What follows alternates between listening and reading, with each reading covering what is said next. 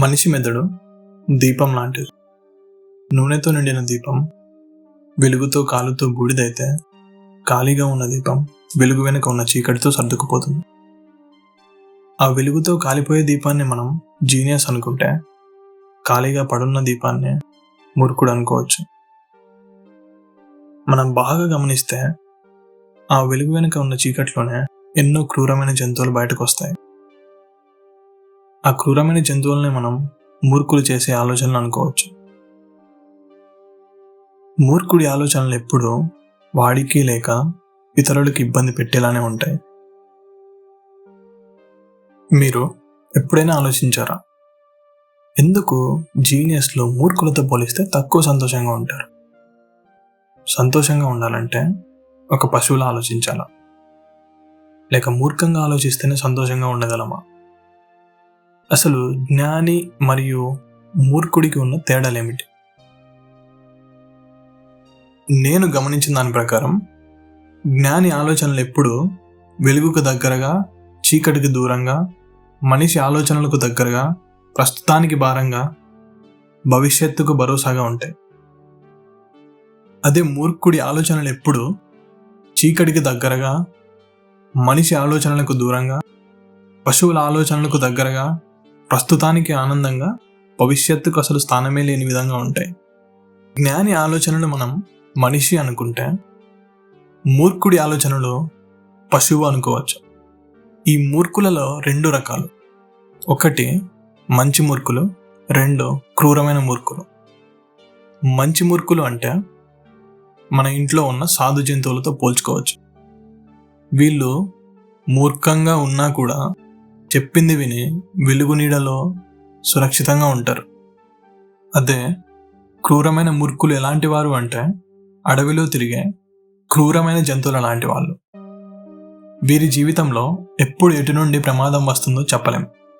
ఒకవేళ సురక్షితంగా ఉండేలా వీళ్ళని ఆలోచించమని చెప్పినా, వీళ్ళలో ఉన్న క్రూరత్వంతో కూడిన అహంకారం వీళ్ళని వెలుగులోకి రానివ్వదు.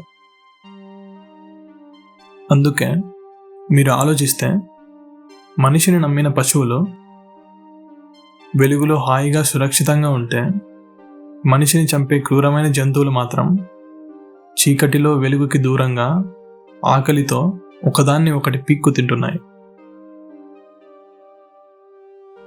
దీన్ని బట్టి మీరు అర్థం చేసుకోవాల్సింది ఏంటంటే, మనం మనిషి వెంట ఉంటే మన జీవితం ఇప్పుడు భారంగా ఉన్నా కనీసం మనం సురక్షితంగా వెలుగులో హాయిగా ఉండొచ్చు. అదే మనం పశువు వెంట ఉంటే అది దానితో పాటు మిగిలిన పశువులను కూడా చీకటికి బలి చేస్తుంది.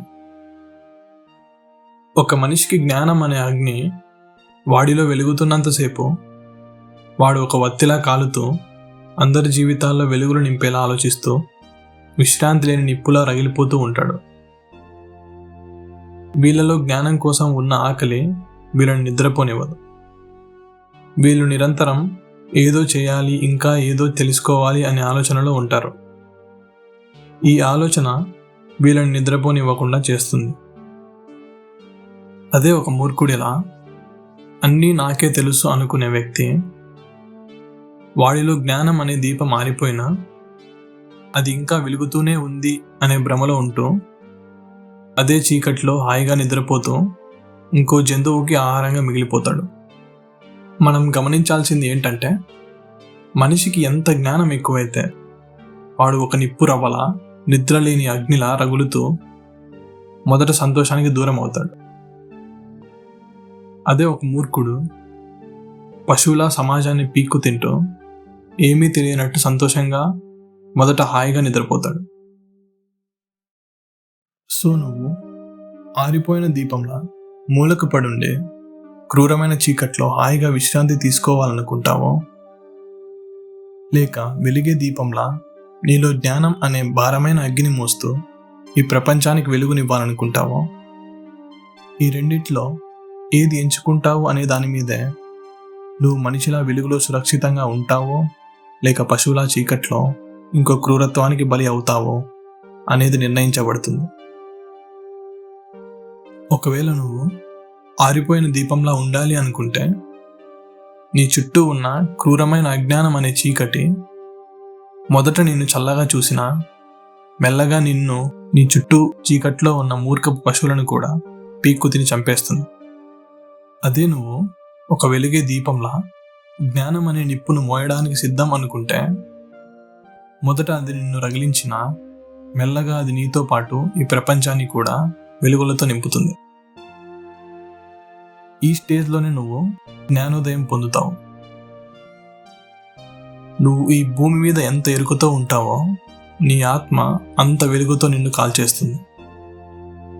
చివరిగా నీ జ్ఞానం ఇంకొకరికి వెలుగునిస్తే నీకు బూడిదనిస్తుంది. కానీ ఆ బూడిదలోనే నీ మూర్ఖత్వపు అస్థికలు ఉంటాయి. చీకట్లో కేవలం క్రూరత్వం మరియు చావు కేకలే.